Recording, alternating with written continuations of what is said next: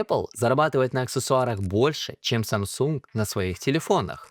Звучит как шутка. Первое место по капитализации. Ну, уже второе. Как компания, которую 10 лет хоронили, говорили о том, что без Стива Джобса Apple не та, стала компанией, которая приносит 4 триллиона долларов. Столько нет у половины стран мира. Это сделал человек, которого никто не воспринимал всерьез. Скучный дядька в рубашке, обычный менеджер, без харизмы, Тим Кук. И вот тут начинается самое интересное. Как маленький чувак, который развозил газеты, смог добиться того, чтобы одним «нет» мог уронить весь рынок. И если тебе кажется, что ты многое знаешь об Apple, дай этому ролику пару минут, и я обещаю, что ты по-другому будешь смотреть на этого парня в рубашке. Родился Тим в 1900... Стоп! Ты не подписался на мой канал, так еще и лайк не поставил. Почему я должен тебе что-то рассказывать? Давай, я подожду. Времени у нас не так много, но я все равно жду. Родился Тим Кук в 1960 году в маленьком городке США. Мама фармацевт, а батя обычный рабочий на судостроительном заводе. Но вот их ребенок явно сын маминой подруги.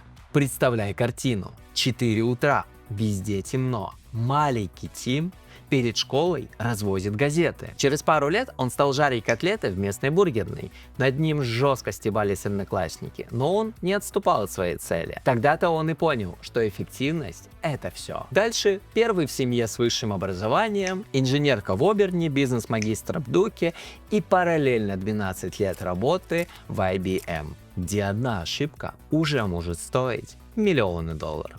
Казалось бы, вот она идеальная жизнь, но Тиму Куку было мало. Он уходит в другую компанию, руководит там логистическими процессами, а позже переходит в третью. В тот момент компания была королем рынка компьютеров, ровно как сегодня Apple или Nvidia. И вот он, второй момент, когда у Тима все идеально, ему предлагают перейти в полумертвую Apple. Все вокруг крутили пальцем у виска. Тим, ты что, с ума сошел? Какой Apple? Кто пользуется их компьютерами? Кук сомневается, но впервые видит Стива Джобса. Джобс говорил о миссии – изменить мир. А Тим Кук понял, что самой важной задачей в его жизни – это работа с тем самым гением. Что сильнее – логика или мечта? Кстати, пиши в комментарии. И спустя полгода после старта прошлой работы он уходит в Apple. Парадоксально, но незадолго до этого Microsoft инвестировала в Apple 150 миллионов долларов. Пользователи macOS нуждались в софте Microsoft, а Apple получила шанс выжить. Тим Кук залетает легендарно, занимая лидирующую позицию. Apple была большой, но очень медленной компанией, которая жгла деньги и хранила запасы несколько месяцев. Он закрывает устаревшие заводы, режет личные цепочки поставок, находит новых партнеров. И самое важное, вводит принцип: продукт не должен лежать дольше, чем бутылка молока. Если сборка до него могла растягиваться на месяца, то сейчас на несколько дней. Другие компании тупо смотрели и не понимали, как они это делают, ведь Apple не ущемляла в качестве. А еще он был идеальным переговорщиком. Без криков, споров, истерик. Но каким-то образом после встреч с ним его партнеры находили лучшие решения, условия, цены. В общем, все было в сторону Тима. Работа Тим Кука была не такая интересная, как создание революционного дизайна или нового продукта. Именно поэтому он постоянно оставался в тени. И на вопрос, кто может заменить Стива Джобса, Тим Кук приходил в последнюю очередь в списке. Вместо него называли Джонатана Айва, главного дизайнера Apple, или разработчика iOS. Но никто из них не подходил, ведь ведущий компании должен быть в первую очередь хорошим руководителем. Ну а дальше ты знаешь сам. В 2007 году он становится операционным директором, а когда Стиву Джобсу становилось хуже, тот вообще начал делать все за него. Это было время, когда Тиму приходилось быть не только коллегой, но и опорой для всей команды. 25 августа Стив Джобс уходит в отставку, и Тим Кук возглавляет полностью Apple. Но всего через 6 недель, 5 октября, мир теряет гениального человека Стива Джобса. Рак поджелудочной железы. Это был удар не только для Apple, но и для миллионов людей. Уважение Кука было настолько велико, что он до сих пор не тронул кабинет Стива Джобса.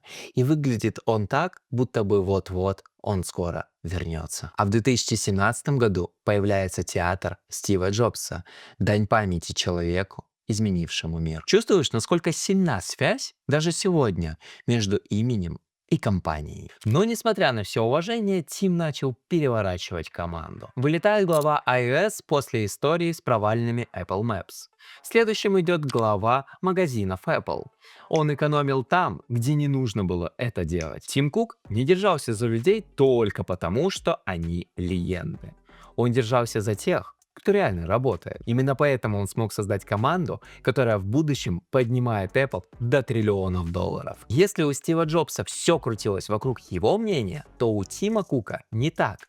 Он дает возможность команде принимать здравые решения самостоятельно. Чувак, который управляет компанией на 4 триллиона долларов, встает в 3:45 утра. И не потому, что жесткий хасл или продуктивная продуктивность, а потому что это единственное время, когда его никто не будет трогать. А поскольку просыпаешься ты, чтобы покорять свои вершины, он садится за почту и просматривает примерно 800 писем. Да, он реально читает отзывы людей, поэтому если тебе что-то не нравится в новом айфоне, добро пожаловать на его mail. 5 утра он уже в зале, а после завтрак в Старбаксе. Белки, хлопья, миндальное молоко, бекон – вот он базовый минимум Тима Кука. А дальше начинается работа.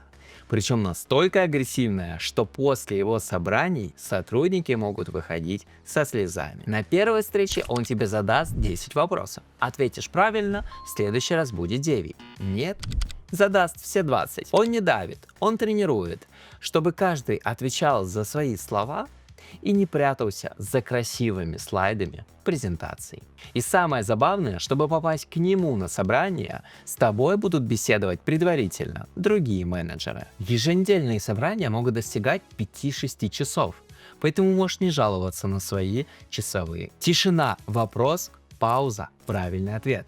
Только после этого идем к следующему вопросу. Именно так проходят собрания. Обедает Тим Кук со всеми сотрудниками, в отличие от Стива Джобса, который часто любил кушать с Джонатаном Айвом. Кстати, про него у меня будет отдельный ролик в 2026 году. Тот еще интересный чел, с вещами которого ты сталкиваешься каждый день. Тим Кук приходит с утра первым и уходит последним. Круто, правда? И главное, что тебе тоже никто не мешает медленно, но идти к своей цели. 2014 год. Пока в России гремит Олимпиада Сочи, весь мир пророчит Apple смерть. Как же она будет жить без его создателя? Загибай пальцы, что натворил Тим Кук. На собрании акционеров Тим Кук сразу заявил: кто не согласен с новой политикой Apple об экологии и ее заботой, может сразу продавать акции компании. iPhone 6. Фанаты в ярости. Мемы летят про лопаты. Apple Pay. Удобнейший сервис, по которому мы до сих пор скучаем. Apple Watch. От «да зачем это вообще нужно?» до обгона самых популярных швейцарских часов. Знаем этот прикол. Сначала отхерачиваем, а потом говорим, как мы без этого могли жить. Окей, если тебе этого мало, погнали к истокам. Apple Lisa. Первый компьютер Apple. Полный провал. 1984 год. Macintosh. Продолжение ты и так знаешь. Кук уверен, спешка вредна. Все должно быть медленно, но тщательно выработано. Так появляются и сервисы. Music, iCloud, Apple Store. 2017 год. Весь мир угорает по AirPods, а в 2020 собственный чип M1. Это значит полная независимость от Intel. Но, кстати, забавно то, что сейчас все-таки они заново коннектятся. Этого требует политика США. Там есть закон, требующий, чтобы все создавалось внутри страны. А Apple будет получать нужные субсидии. Все честно. Vision Pro. Дорогой? Странный? Может быть. Но в интернете уже ходят слухи о выходе более дешевой модели. А пока пользуемся вторым поколением. Apple не дремлет. Вот так, шаг за шагом, Тим Кук и переворачивает этот мир. Ну, это если культурно. Он не пытался копировать Стива Джобса, он просто занимался тем, что у него по-истинному получается хорошо. руководить. И он все сделал для того, чтобы механизм работал даже без его создателя. И если так подумать, все говорят, лучшее, что мог оставить Стив Джобс, это MacBook, iPhone, iPad. Ну а что если лучшее, что он оставил, это Тима Кука? Это моя телега, а снизу нужно было поставить лайк и написать комментарий. Поставил же, точно? Если нет, то давай сейчас хотя бы.